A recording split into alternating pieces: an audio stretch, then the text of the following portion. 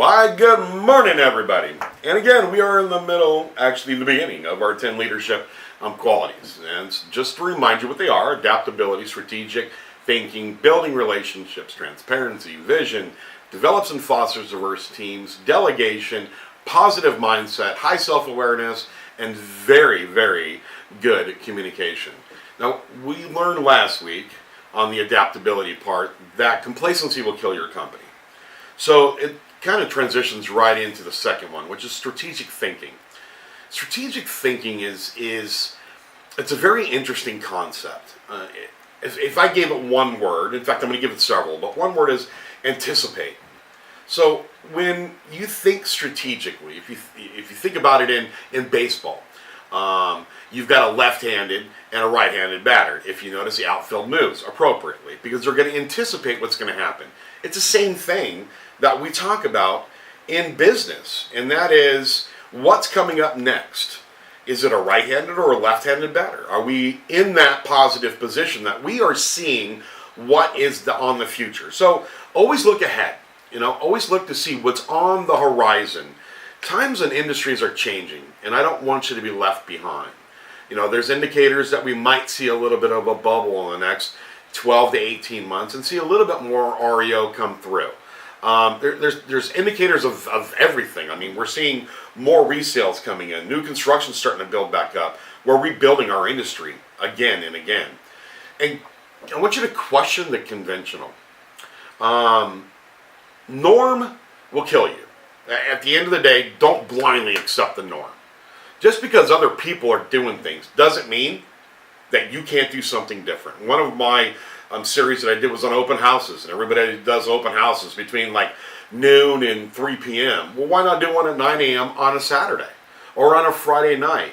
If I'm the consumer and you're giving me 500 choices of open houses, I can only choose 4 or 5 of them.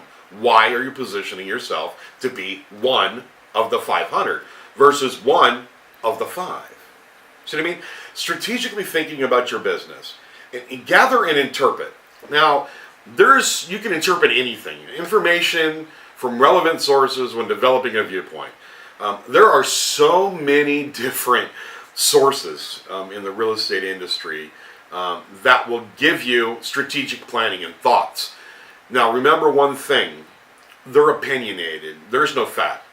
If there was fact, we wouldn't have gone through 2008 and hit the bubble. It was opinions that got us there, and it was opinions on how to get us out of there, and that's why it took us over 4.5 years, because opinions are that. Now, I want you to be decisive. Ultimately, you make a decision, and make a timely decision. And what I'm saying is, you don't need to make a drastic decision right now when something happens. Give it some thought, but I don't want you to dwell on it for months, because you might be missing the ball. And be aware, there's a great quote. It's called paralysis by analysis. Especially you CD personalities out there, you will spend forever forming an opinion. So maybe get an I with you that has a quick decision making and blend you two together. And then evaluate the obstacles. And access your team buy-in and learn. So when I say evaluate obstacles, I want you to think about this. Every one of us has obstacles in our business. Everyone has obstacles in the industry. Every consumer has obstacles to be able to buy a house. Okay, that's just part of being in the process. And of course, the larger the purchase, the larger the obstacles. So you have to strategically think ahead of time. Okay, what is a consumer going to go through on a buy or on a list or on a new construction or on a fix and flip or on a property management, or if you own a title company, or if you own an insurance company, or own a mortgage company? It doesn't matter. At the end of the day, you should be able to strategically think about what's going to happen, and it's your job to soften that blow and prepare them for what's going to happen next. Okay? When I talk about learning, I use this quote that I've never failed at anything in my life. I know how not to do something 25 different ways, though, right?